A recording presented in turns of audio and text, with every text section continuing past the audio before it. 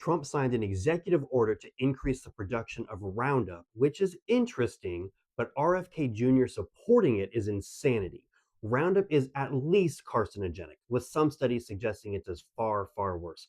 The real problem with Roundup is that Monsanto, and now Bayer, genetically modifies foods so that Roundup can just be sprayed all over them and they won't die.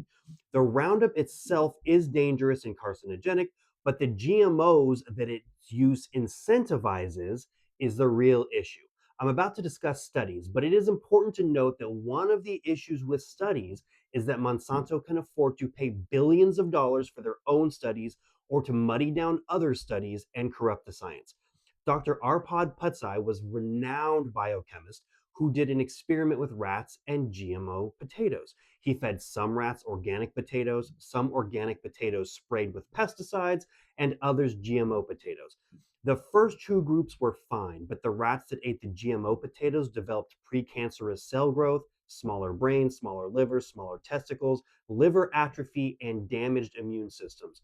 And by the way, that was all in 10 days. There are plenty of studies, but the moral of the story is it makes animals overweight, unhealthy, and often have real reproductive issues. Sound anything like our current society?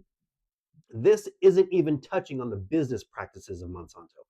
RFK Jr. says he supports Trump in this because it is important to protect our farmers. Monsanto does the exact opposite of protecting our farmers. They screw and sue our farmers into bankruptcy. The real question is why? Why would Trump do this? People immediately jump to money, but I don't think that's it. I think what Trump really wants is power. Monsanto has its main factory in Louisiana. Who cares? He has a lust for revenge. Even his own chief of staff is on the record saying that. Louisiana Senator Bill Cassidy voted to convict Trump during his second impeachment trial, and Trump has since hated him. He is supporting another Republican who is primarying Cassidy, and he wants more ammunition to show the people of Louisiana that the Trump way is the right way. Also, remember that Mike Johnson and Steve Scalise are both from Louisiana and are in very powerful positions in Congress.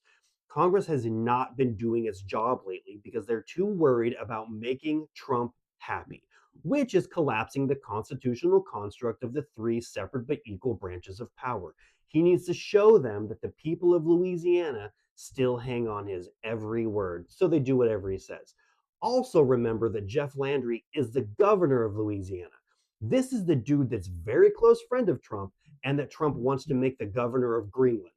He is obsessed with people knowing how powerful he is, and he needs to prove to these people and all of Congress that he is still the kingmaker so they don't hold him accountable. But why? It is looking like the 2026 elections are going to be rough for Trump. If he can say he single handedly brought many jobs or this much money or whatever to Louisiana, he might keep that edge. I expect he's also going to try similar ways in states like Pennsylvania, Iowa, and Michigan because they have a lot of seats that are probably going to flip blue this year. Iowa, for instance, is starting to stand out as a location for data centers. Sound familiar? They also grow a lot of corn, which also benefits from a massive amount of Roundup being readily available.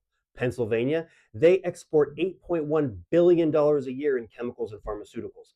Let's wait to see if Bayer announces it will be expanding into Pennsylvania shortly. I doubt it, but you never know. Pennsylvania is also a leader in natural gas production. Drill, baby, drill, anyone? With Michigan, we obviously think about cars, which Trump has made a very strong point of addressing nonstop for a year, rolling back restrictions and encouraging producing cheaper cars, which he thinks will help their economy. They're also a leader in agriculture, which obviously Roundup will benefit as well. We have some primaries in a couple weeks I have been following closely, and I will post a longer analysis and prediction of those before the elections happen. I do love posting predictions. It's fun for me for some reason. It's super fun, even if I'm wrong. So subscribe or follow, and we can see how strong my prediction powers are.